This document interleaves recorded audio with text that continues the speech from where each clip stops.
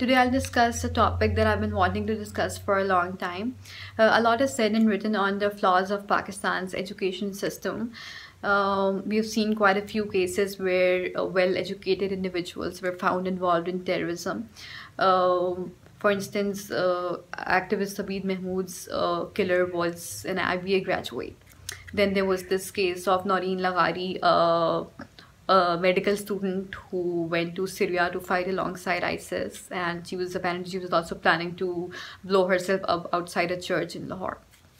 Then there have been cases of students engaging in acts of violence, the murder of Mashal Khan by his fellow students in Mardan is an example. So going by all these cases, the idea that education can be used as a tool against extremism and terrorism does not seem to be working in Pakistan, right? So we need to question why. Why is our education system failing? Why is our education system producing minds that are prone to extremism? I think that it's because of the lack of critical thinking. The content of our textbooks is, it promotes racial hatred and a division on the basis of religion. Oftentimes it also normalizes bigotry. We're actually teaching our children a distorted version of history. For instance, Quaid-e-Azam's 11th August speech, in which he spoke about the separation of state and religion, was deliberately censored. It's nowhere to be found in our textbooks. So, and there are many other examples of twisted facts in our textbooks.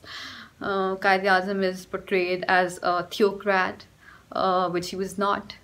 What happens as a result when you discourage students, the children, from thinking critically, when there is a culture of not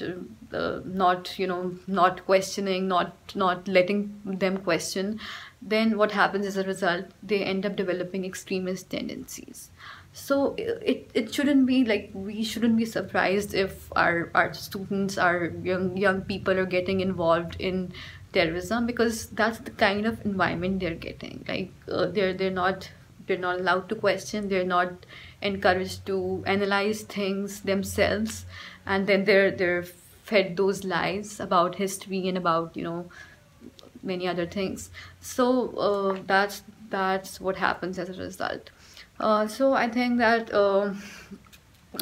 at a time, and it's not just about extremism, the students also fail to develop the ability to think logically, and they cannot think critically, or they cannot argue with facts. So at a time when extremism is on the rise in Pakistan, the state should not be hostile towards critical thinking. We should have lessons of tolerance and interfaith harmony in our curriculum, and textbook reforms are needed at the earliest. So I think that the state should now end this hostility towards critical thinking.